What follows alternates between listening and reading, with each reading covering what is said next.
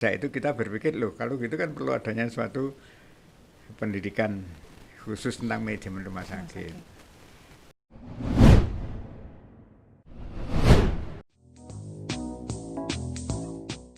Assalamualaikum warahmatullahi wabarakatuh. Sobat podcast MMRS, senang sekali hari ini spesial karena saya akan kedatangan 3 orang tamu.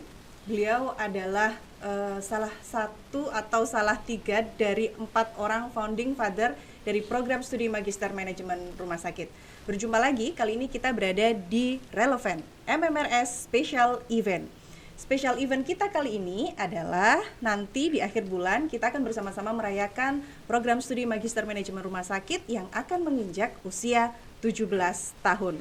Bukan waktu yang mudah dan kami sangat terhormat ketika beliau-beliau ini kemudian berkenan untuk hadir kembali bernostalgia bersama. Dan di sebelah kanan saya akan memperkenalkan beliau adalah Dr. Lukman Hakim, spesialis kulit dan kelamin. Kemudian ada Profesor Dr. Ahmad Rudianto, spesialis penyakit dalam, dan yang terhormat Dr. Tatong Haryanto, MSPH. Assalamualaikum warahmatullahi wabarakatuh. Selamat pagi, Dr. Lukman, Dr. Tatong, Prof. Rudi. Senang sekali hari ini kita bersama berkumpul di tempat baru, Dok. Ini kita sekarang punya podcast MMRS gitu. Jadi kita akan ngobrol santai. Kita hanya mengajak bapak-bapak untuk bernostalgia dulu. Mungkin pada saat beliau-beliau hadir di sini kayaknya saya masih SD kayaknya, Dok. Waktu bapak-bapak ini sedang bertugas di sini kayaknya saya masih pakai baju merah putih begitu, dan senang sekali hari ini kita bisa berkumpul bersama dengan beliau bertiga. Bagaimana kabarnya Prof. Rudi? Alhamdulillah. Rasanya gimana Prof? Hari ini ya, datang lagi ke tempat ini? Sayang kita ketinggalan satu orang ya. Moga-moga beliaunya mendapat tempat yang sebaik-baiknya di sisi Allah SWT, Dr. Hanafi ya. Itu berempat kita memang memulai berpikir tentang kemungkinan membuka program studi untuk manajemen rumah sakit. Itu awal-awalnya gitu. Tapi sekarang kita alhamdulillah kita bisa, saya senang sekali bisa bertemu dengan Mas Tatong ini dan juga Pak Lukman. Sudah lama saya tidak ketemu. Yang saya yang saya lihat itu kepalanya makin pelontos itu Pak Lukman. Baik, saya lupa tadi di awal acara saya belum memperkenalkan. Jadi kalau sobat podcast ngecek Instagramnya MMRS, sebenarnya di feed awal itu kami sudah menyampaikan dan kita sempat ngupload foto-foto beliau berempat. Nah, wah, nggak kelihatan. Nggak kelihatan. Kita punya foto-foto beliau. Di sini ada Nyun Sewu, boleh saya panggil Pak Lukman, Pak Rudi sama Pak Tatong ya, bahwa ada Pak Lukman, kemudian ada Pak Tatong, ada Pak Rudi bersama dengan almarhum Dr. Hanafi. Jadi benar seperti yang disampaikan oleh Prof. Rudi tadi bahwa salah satu founding father kita, satu orang, Dr. Hanafi, beliau dulu juga ikut terlibat dalam menginisiasi pendirian dari program studi Magister Manajemen Rumah Sakit. Jadi teman-teman kalau kepingin tahu beliau-beliau ini sebenarnya siapa, ini sudah sempat kita ceritakan di Instagramnya MMRS. Nah, beliau-beliau waktu masih muda ini, Dok. Ini fotonya dulu waktu Nyun Sewu zaman mudanya Prof. Rudi, kemudian ada zaman mudanya Dr. Tatong gitu. Itu sempat kita share di Instagramnya MMRS. Kok jadi kecil-kecil? Loh. Nyun Sewu.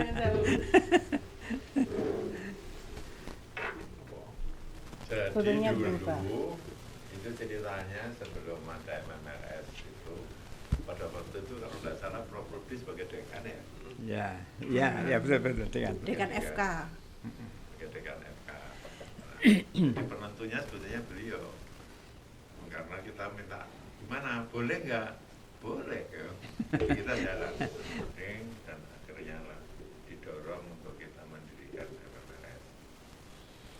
Jadi hubungan baik kita dengan UGM itu sebenarnya sudah lama, ya, Dok. Karena sekarang kita punya ada 2 dosen yang juga sedang studi di sana, ada Dr. Nikma, ada Dr. Harun di UGM. Gitu. Ternyata justru hubungan dengan UGM itu jauh sebelum Dr. Vira kan dari sana juga. Benar, Dr. Tita, geng. Nah, itu memang sudah lama dengan baik. Sehingga kita membuat perkumpulan atas dorongan dari UGM juga. Sekarang kan ada perkumpulan MMRS Bib Marsi. Indonesia Bib Marsi. Iya, Itulah iya. kira-kira. Pak Luman, mungkin ya, masih ingat ya, kita kok milih MMRS bukan milih administrasi rumah sakit. Ya. Kira-kira jadi bisa cerita dulu ya. Kenapa? Jadi di Indonesia itu ada 2, administrasi rumah sakit dan magister Manajemen rumah sakit. Ada lagi manajemen administrasi rumah sakit UI. Ya. Nah, kenapa kok kita tidak milih administrasi? Sebab dalam bahasa Indonesia sebetulnya aslinya administratur, bahasa Belanda. Tapi di Indonesia kan administrasi hanya sebagai penulis. Supaya tidak salah paham, maka kita tetap memakai manajemen.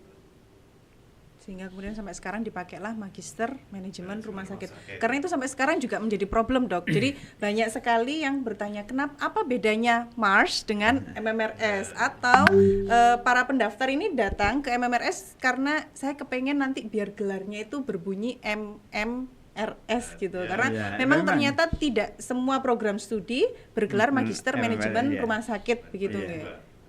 Jadi Betul. dulu ternyata dari Dokter Luma sendiri yang kemudian menginisiasi kenapa memilih manajemen. Dari kami. Oh, dari tim bersama. Kan 4 orang itu ya, 4 Oh, orang itu jadi yang 4 orang bersama-sama Iya. kemudian memutuskan bahwa menggunakannya kalau adalah saya sih manajemen. dulu bagian teken aja. Boleh, setuju gitu aja. Dan Dan kemudian diikuti dengan peraturan pemerintah bahwa semua direktur harus seorang dokter yang Yang berpengetahuan, berpengalaman dalam bidang Manajemen. rumah sakit. Dari situlah kita menggiring agar bergelar, sehingga bergelar MMRS itu menjadi penting. makanya kenapa ini kan terkait dengan manajemen. Mengapa awal-awalnya dikelola oleh ekonomi, fakultas ekonomi. Ya. Itu karena ya Sebenarnya karena bukan judulnya ekonomi, tadi. di bawah universitas S2 ini di bawah S2 -nya. tadinya di sana. Pasca sarjana Pasca begitu. sarjana. Waktu itu direkturnya Oh iya, Prof. Janggan. Pak Janggan ya. Gitu. Lalu setelah Pak Janggan mau turun, coba diserahkan ke Fakultas Dokter. Waktu itu dekannya saya. Lalu ditempatkan di Fakultas Dokter. Tadinya di bawah pusat, di bawah universitas Brawijaya. Gimana, Dok, perasaannya perjuangan yang dulu dibuat kemudian diinisiasi dan akhirnya hari ini di tahun 2024 ini kita akan berada pada satu fase bahwa program studi Magister Manajemen Rumah Sakit yang kita cintai bersama ini akan menginjak usia 17 tahun. Bagaimana Mungkin perasaan dari banyak seorang dulu aja, banyak dulu yang Dokter ngomong. Tatong? Banyak dulu aja yang ngomong. Kira-kira gimana perasaannya Dokter Tatong hari Saya- ini kembali hadir lagi ke Saya senang sini? sekali, bukan karena apa-apa. Karena beberapa waktu akhir-akhir ini ternyata Departemen Kesehatan atau Kementerian Kesehatan itu mewajibkan sistem apa tadi? ERM. Sistem medical record ya, medical Iya, record iya, itu Elektronik rekam medik. menjadi elektronik dan itu wajib untuk seluruh Indonesia di bawah Kemenkes. Ya kemarin pada waktu kita rapat di seluruh kabupaten kota Malang, kita bergabung untuk membahas mengenai bagaimana menerapkan elektronik rekam medik ini. Saya jadi teringat masa lalu, bagaimana kita mengembangkan sistem rekam medik berbasis digital ini. Digital. Karena itu kita bikin programnya dulu. Saling terkonek. Prof Rudi sendiri gimana, Prof? Ada satu cerita menarik nggak ya, kayaknya tadi pas masuk ke sini, oh aku flashback dulu kita pernah begini di MMRS atau seperti apa? Kita berempat itu sebetulnya termasuk orang-orang aneh ya. Kenapa kok aneh, Dok? Lah iya, orang nggak berpikir, kita berpikir. Orang nggak mengerjakan sesuatu yang out of box, kita ngerjakan. Tapi ujung-ujungnya menjadi hasil yang kebetulan kita nikmati bersama. Jadi sebelumnya itu ada ceritanya. satu pertemuan sebetulnya. Ada keinginan untuk selalu bertemu setiap hari Jumat. Ya, hari Jumat biasanya. Hari Jumat Namanya kita bertemu. bengkel. Bengkel ya, namanya bengkel. itu Cowok-cowok berempat ini, Dok? Iya. itu kita cuma kumpul berbicara masalah apa yang kita bahas. Jadi setiap masalah kita bahas di fakultas ini. Jadi beliau kita berempat membicarakan itu. Jadi seperti orang gila jadinya. Apa memang ada kedekatan tersendiri antara Dokter Lukman, Dokter Tatong, Dokter Rudi sama Dokter Hanafi gitu sehingga kok apakah memang secara nggak sengaja akhirnya ayo yuk bareng-bareng karena sebelumnya pernah ngumpul kopi bareng atau gimana gitu Dok? Nah, sebetulnya asal usulnya di Public Health. Iya, di PA. Jadi kita sering main di sana karena masalah-masalah kesehatan. Ya, nah terus kenapa jadi bengkel? Karena ternyata menjadi besar dan orang-orang pada ikut kumpul di situ. Sehingga mereka punya proposal, kemudian diajukan, Kita kemudian kritisi. kita kritiki, kemudian jadi proposal betulan, akhirnya menjadi bengkel penelitian.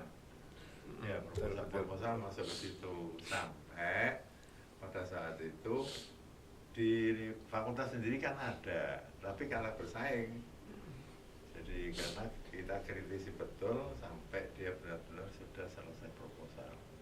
Nah kebetulan pada waktu itu Public Health itu gedungnya Kecil. berdekatan dengan kantor dekan, satu lantai malah. Gitu. Ini jadi menarik ya kayaknya dan perlu ditiru oleh kami yang muda-muda ini sehingga ketika kumpul-kumpul bareng itu akhirnya ada output bermanfaat, output ilmiah yang kemudian dihasilkan begitu berarti Dok nggih. Sehingga kita nggak hanya guyon-guyon aja atau mungkin ceramah, diskusi, tetapi memang betul-betul apa yang dihasilkan dari sebuah perkumpulan itu sehingga 4 pemuda-pemuda itu kemudian bisa meng-create sebuah program Dan studi. itu dilanjutkan terus terang ketika salah satu dari kita, setelah saya kan Mas Atong untuk jadi dekan, sehingga kita sering kumpul juga untuk fakultas itu diapain sih gitu. Sehingga bukan hanya MMR waktu saya, ada D4 keperawatan, ada D4 gizi, muncul semua terus akhirnya jadi fakultas keperawatan, fakultas gizi itu. Jadi artinya bahwa itu tadi karena kedekatan emosional untuk berbuat sesuatu di dalam konteks ilmiah itu tadi yang sebetulnya menyatukan kita ya sampai sekarang. Kegilaan yang out of the box itu tadi ya Dok, sehingga kemudian bisa berefek banyak. Dokter Lukman ada cerita menarik nggak sih selama kita mempunyai metode itu dari Pakis. Iya. Iya. Pakis yang kita kembangkan terus sehingga metode itu dipakai untuk rapat kerja fakultas, kemudian universitas. Apa namanya dulu ya? Lupa saya. Jadi bukan hanya sekedar nanti bagaimana menyusun suatu nantinya rencana sekian tahun sekian. Pak Kes itu Pak Kes Darto namanya. Pak Kes Darto ini seorang manajer sebetulnya dari apa ya? Pabrik gula dulunya ya. Pabrik gula ya, dari pabrik gula. Pabrik gula itu punya Mohon maaf. komite, semacam komisi gitu ya, komisi untuk meningkatkan kemampuan manajemen direktur pabrik gula. Nah suatu ketika entah bagaimana prosesnya, tiba-tiba Prof. Zayat Opjin itu tertarik, lalu beliau diminta untuk memberikan pelatihan pada Fakultas Kedokteran pada waktu itu. Zamannya Prof. Zayat itu masih baru-barunya serang-serangnya kita untuk belajar manajemen waktu itu. Mereka diajak, lalu kita selama hampir 10 hari atau 2 minggu kita diajari manajemen semua. Staf pimpinan di Fakultas Kedokteran ini masuk di situ. Nah setelah itulah muncul kebiasaan untuk bertemu ini. mulai sering sharing cerita kayak gitu ya. Dokter Lukman ada nggak sih cerita lucu, menarik atau satu hal yang waduh ini satu cerita di MMRS yang sampai sekarang ini saya nggak pernah lupa ini kayaknya. Boleh ceritakan nggak Dok, kayak gimana sih cerita menarik yang pernah dialami Dokter Lukman sama bapak-bapak sekalian ini? Jadi ini setiap kali kita ngobrol kita selalu bercanda, tetapi bercanda itu lalu dilanjutkan dengan suatu foto dan tidak main-main. Kita pernah membuat raker di rumah sakit ya, waktu itu di Lawang. Iya. Dibayangkan itu ya, kita dari fakultas ikut membantu. Orang-orang di sana tidur semua. Yang melek cuma Mas Tatong dan saya. Untuk bikin rakernya itu, Dok. Iya, padahal untuk mengisi rakernya itu. Padahal kan kita orang fakultas, kan gitu ya. Terus akhirnya saya, sudah mas, aku tak turu aja. Gitu, Mas Tatang tetap berlangsung terus sampai pagi. Gitu, tapi saya tidur.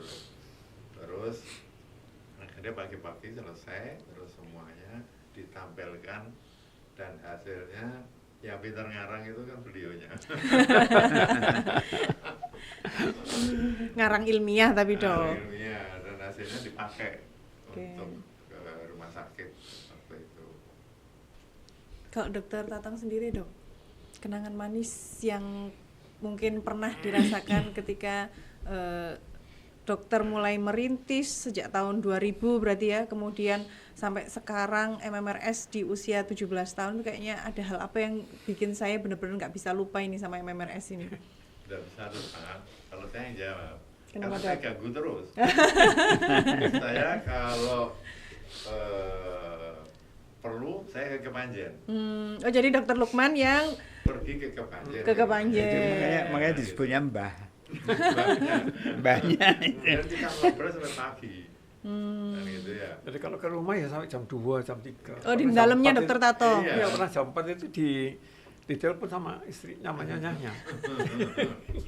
Dokter Tuti tapi nggak apa-apa, Dok. Nggak apa-apa, udah tidur aja.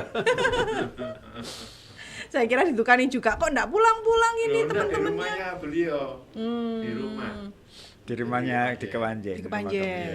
Rumahnya Pak Tato. Ya, saya punya kebiasaan, mulai ada di Fakultas Dr. Wijaya ini, kalau saya koska public health itu, semua koas itu pasti kalau ke rumah sampai pagi.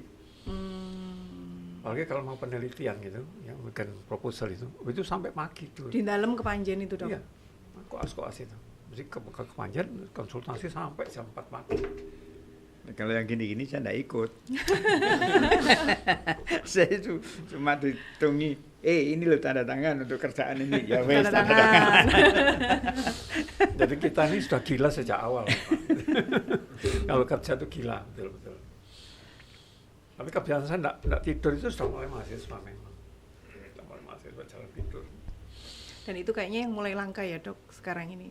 Kayaknya generasi sekarang itu lebih suka nggak tidur, begadang, itu ya untuk sekedar ngopi, ngobrol bebas aja, itu nggak ada satu hal-hal yang mungkin kayaknya kita harus mengejar ini bareng bersama-sama, itu kan kayak mungkin apa ya, fight-nya atau effort-nya yang dimiliki oleh generasi sekarang itu kayak Mas, kalau menurut dokter gimana kayaknya?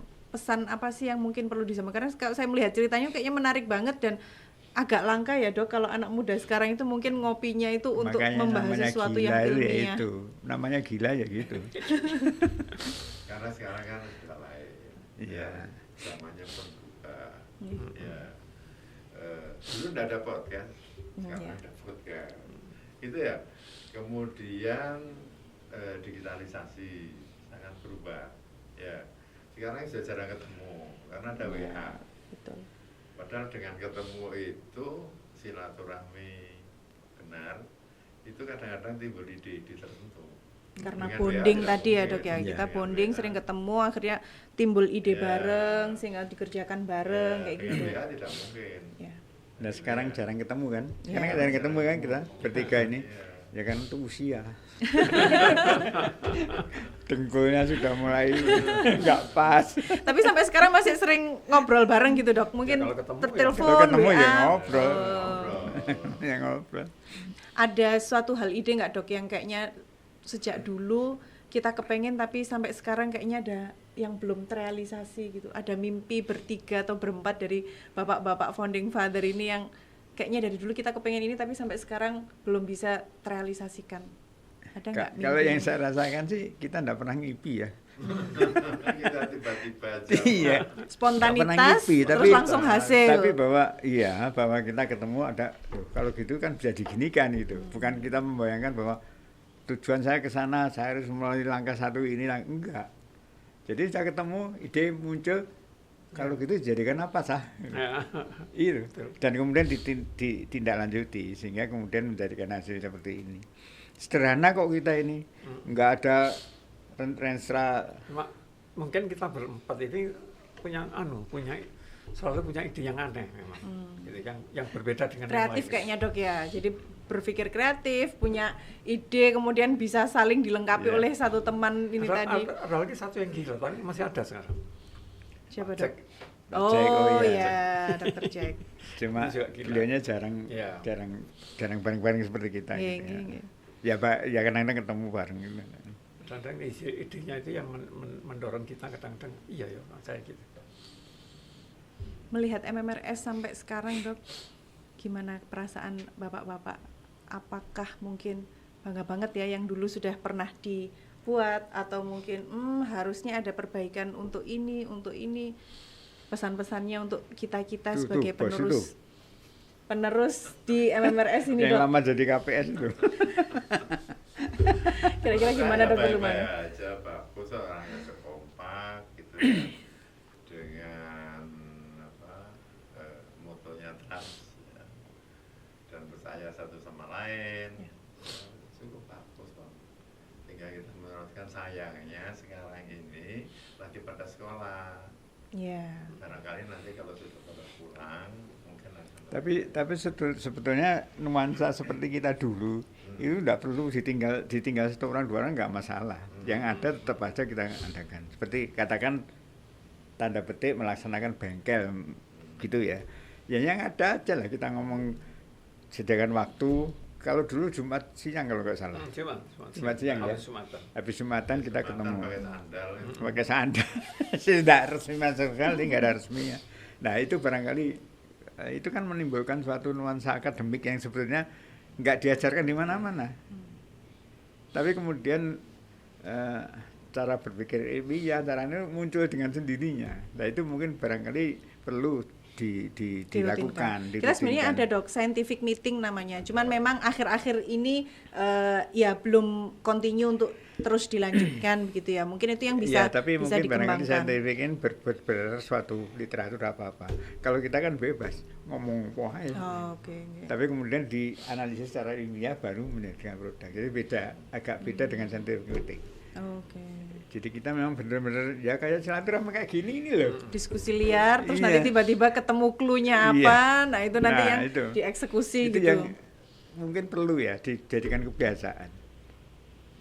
Karena banyak ide yang saya ingat betul salah satu tutor di Meet editor ya, tutor editor. Saya kebetulan ketemu.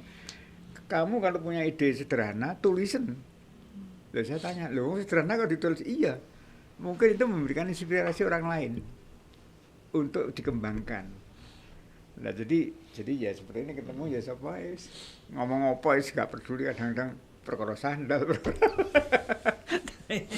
Tapi munculnya ide-ide yang kemudian tadi yang kita tidak duga, out of the box, menjadi satu produk yang bisa diandalkan. Mungkin ada hal yang agak penting yang mungkin sekarang agak jarang ya. Dulu kita berempat itu ya kalau saya ketemu itu kita tidak berpikir seperti teman-teman yang lain. Jadi karena kita tidak terikat pada aturan kita harus berpikir bagaimana ya, maka ide-ide yang di luar itu selalu lebih muncul. bebas Ya, yang selalu keluar. muncul. Itu yang selalu kita biasakan dalam muncul. dalam pertemuan, dalam diskusi itu kita munculkan. Saya sampai sekarang punya kebiasaan itu. Saya kalau tidur 1:30, jam 1:30 sampai sekarang. Nanti jam 3:30 udah bangun. Tambah tua tambah kurang turu. Tambah tua makin Tapi begadang. terus terang saya melihat MMRS itu perlu dipikirkan ya. Artinya kemajuan teknologi itu demikian pesatnya. Sambil contoh kemarin saya baca di YouTube kalau nggak salah. China itu kan bikin rumah sakit AI semua, iya kan? Berarti manajemennya juga harus ngikutin kan? Lah kita berpikir nggak sampai ke sana. Kalau mau berpikir sampai ke sana, langkah awalnya itu apa sih? Itu segera dimulai, jangan ditunda-tunda. Jadi seperti itu contoh. Ide-ide seperti itu loh kadang-kadang. Iya. Oh, ini. Apa ya sih dilakukan pertama kan yang bisa kita lakukan? Sekarang lakukan aja. Nggak harus menunggu nanti kita perfect secara digital atau apa ya, Aduh, sudah. nggak pernah Nggak perfect. bisa. Manusia nggak pernah perfect. Nah itu kan ide menarik tadi AI itu. Karena sekarang sudah Iya, semuanya serba AI kalau sekarang, Dok. seluruh dunia sudah sekarang. Iya. Makanya sekarang apa yang bisa kita lakukan? Makanya mungkin barangkali ke depan paper-paper ilmiah itu diarahkan ke bukan seperti sekarang. Karena gini loh, saya melihat terus terang tesis ya, mohon maaf ya. Tesis yang dikerjakan mahasiswa MMRS itu kan selalu mengobservasi rumah sakit Indonesia. Oke. Iya enggak? Iya. Masalah rumah sakit Indonesia itu kan ya gitu-gitu kan. Ya, nggak pernah berpikir ke depan loh kayak apa sih. Kenapa sih kita nggak berani mengatakan kita membuat scientific paper bukan berdasarkan data rumah sakit. Review, critical operation, dan itu kemudian mengarahkan pikiran kita ke depan seharusnya gimana. Kalau itu bisa diterima sebagai paper S2 enggak apa-apa, buktinya di tahu nggak S2-nya Fakultas Agama itu IAIN. IAIN. Apa? Kaji literatur. Untuk S2 loh, kaji Literatur review sudah bisa diakui sebagai untuk Iya. tugas akhir S2. Tapi betapa kritisnya, saya pernah baca satu tulisan. Waduh, kritis banget dibandingkan sunnah ini dan seterusnya. Pokoknya referensinya banyak sekali sehingga kayak mengambil kesimpulannya kayak gitu. Lah berarti enggak sekarang karena masalahnya perkembangan seperti yang katakan di AI tadi demikian cepat, mestinya kita nantinya mau nggak mau lulusan kita yang akan bergelut dengan itu. Mungkin sudah perlu dipikirkan ke depan. Oke, baik. Karena memang semuanya serba AI dan terbaru kemarin memang di UB, Dok, AI menjadi salah satu kurikulum yang wajib harus masuk di setiap program Dia kan sudah studi. punya Iya, ada AI Center. Bukan hanya AI Center, bukannya kapasitasnya besar sekali. Apa namanya? Kok server? Kalau dulu namanya server. Besar sekali. Jadi ke depan Percaya memang nggak harus ya dikembangkan. sekarang ya? Saya kemarin guyon-guyon sama Ruli. Kepengen bikin lagu. Iya. Dia ngomong di handphone. Bisa di handphone. Lagu Mars penyakit dalam. Bener-bener. Iya kan? Pakai AI itu nanti langsung muncul liriknya. 5 menit Iya. keluar. Sak liriknya Iya, betul. ngomong genrenya ini itu Iya. udah selesai. Intinya apa, kepengen lagunya fun atau kayak gimana langsung. Sekarang kita misalkan menyelesaikan ujian. Masih rekor tok? Enggak kalau saya. Biar dia baca, nulis sintesis semua sintesis. Mestinya gitu. Enggak ABCD lagi. Sehingga akhirnya mahasiswa pun juga Iya, tertantang untuk kritis, punya nah. critical Iya, thinking gitu. critical ya, Dok. thinking. Kalau Dr. Lukman, Dok, pesan-pesan untuk program studi? Memang ke depan kan AI, digitalisasi itu ke depan. Mutlak ya. Dan salah satu yang jadi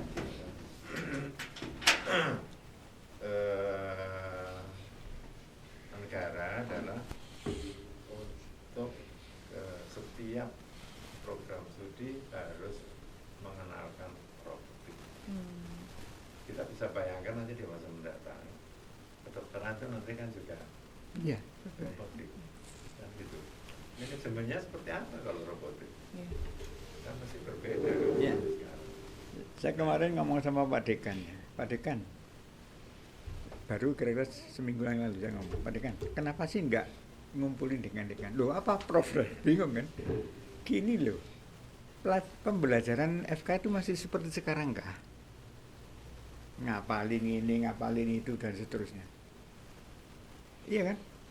Loh, saya tuh mencari diagnosis, saya cuma nyari sign and symptom, tak leboknya di kubur, muncul. Saya nggak pernah berpikir ini dari apa, malah dari anak-anak itu. Nah, apakah pendidikan kita masih seperti sekarang? Termasuk MMRS nanti. Jadi sudah harus, ya mau nggak mau, kita harus mendesain itu. Kita cuma ngomong ide, ya seperti ini ide, Ya. ide gila kayak gini nih, terus muncul, jadi itu nggak bangunnya. Dr. Tatong, pesannya untuk kami, Dok, di Ada. 17 tahun Jadi, MMRS. ke depan ya, ke Oke. depan. Jadi baik pendidikan di manajemen maupun di pendidikan dokternya sendiri dan spesialis, Ya. itu saya lihat masih ada kekurangan. Apa kekurangannya? sekarang itu tren dari masyarakat, dari pengguna jasa kesehatan ya, baik di Indonesia maupun di tempat lain, itu adalah komunikasi antara pasien dengan tugas kesehatan. Ini yang tampaknya saya lihat baik di pendidikan dokter atau di pendidikan itu ditinggal. Padahal masyarakat menginginkan itu. Ya. Sering sekali kalau saya mengirim pasien untuk tujuan ke rumah sakit, keluar pasien adalah dia ingin tahu, apa aku kok lorong ini? Bagaimana saya mencegahnya? Itu tidak pernah. Dan dokter biasanya cuma mengatakan banyak olahraga ya. Tapi olahraga apa yang diperlukan untuk ini? Padahal setiap orang beda-beda keluhannya. Seperti tadi pagi itu ada nyeri pada pundak sama tangan. Bapak pekerjaannya apa? Saya tukang ban. Jangan ngangkat barang berat, tapi hanya satu yang sini. Coba, saya bilang gitu. Pekan sakit, enggak. Tarik sakit dokter. Di sini ya sakit. Ya. Lalu bagaimana cara melatih dia agar supaya cepat hilang? Karena ini masalah otot aja. Nah ini dokter yang saya kirimi ini cuma mengatakan banyak olahraga ya. Olahraga apa yang diperlukan? Ini yang selalu. Nah tampaknya juga mereka mungkin tidak tahu saya gitu ya. Nah MMRS pun juga demikian. Mereka itu sekarang sudah harus terbuka semua pada publik, pada pelanggannya. Komunikasi pelanggan dengan rumah sakit, dengan klinik, dengan kita dokter praktek ini cepat. Makanya saya selalu setiap malam menjelang tidur saya bukai. Di sana banyak mereka bertanya, baik tentang obat, tentang penyakitnya, tentang bagaimana mencegah dan sebagainya. Itu yang mereka perlukan, komunikasi itu. Dan sekarang di rumah sakit juga sama. Jadi untuk rumah sakit bagaimana MMRS mempersiapkan manajemen ini agar supaya terbuka untuk berkomunikasi dengan publik. Tidak seperti dulu, ini rahasia. Nah, buktinya sekarang rekam media saja sudah terbuka sekarang. Saya juga memikir, ini rahasia jabatannya di mana ini? Ya ini perubahan ini menjadi penting karena sekarang Depkes sendiri sudah membuka. Sampai saya kaget tiba-tiba ada dinas kesehatan tahu semua pasien saya. Karena sudah terakses semuanya ya dok, secara bagaimana digital. Dampaknya pada aspek hukum ini dan aspek manajemennya, bagaimana supaya tetap terjaga privacy dari pelanggan kita ini di rumah sakit ini maupun di praktek sendiri. Saya lihat. Jadi mungkin bukan hanya FK ya, MMRS sendiri perlu meredesain sebenarnya apa aja yang seharusnya dikuasai atau dipahami oleh outcome lulusan kita. Itu yang Tapi kita ringan dulu deh. Saya cuma bersyukur ya sekarang. Kenapa? Saya sudah jarang ketemu sama Pak Lukman. Kenapa bersyukur? Karena suara sandal saya itu diikutin ya Pak. Suara sandal saya itu selalu diikuti Pak Lukman. Jadi saya susah kalau itu. Gak bisa ditinggal ya dok. Itu ditalahin itu. Gimana nanti MMRS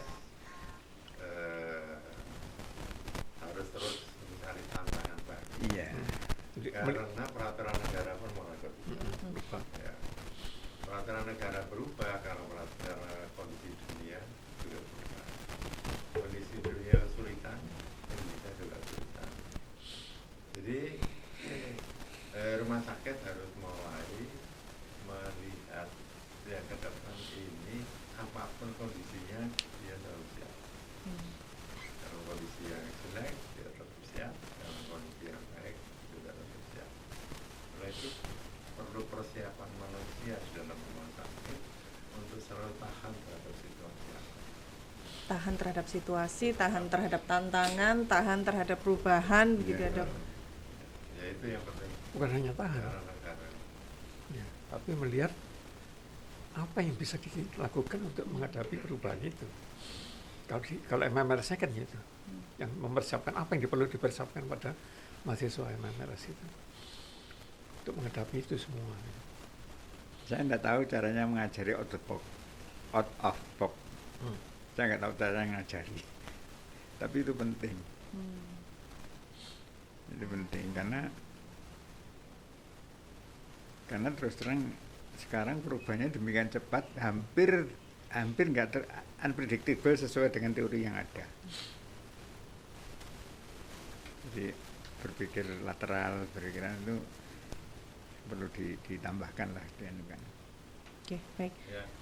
Senang sekali dokter, perjalanan cerita pendirian dari MMRS, kemudian MMRS sampai bisa seperti sekarang. Kami sangat berterima kasih kepada Prof. Rudi, Dr. Tatong, Dr. Lukman, Dr. Hanafi almarhum, karena tanpa beliau berempat ini praktis bahwa mungkin kita nggak akan duduk bareng di sini, mungkin program studi Magister Manajemen Rumah Sakitnya FKUP juga belum ada begitu, sehingga kami yang muda-muda ini sangat perlu belajar dari beliau-beliau berempat, dan mohon doanya semoga di usia ke-17 tahun MMRS ini memang betul-betul bisa itu tadi semakin dewasa.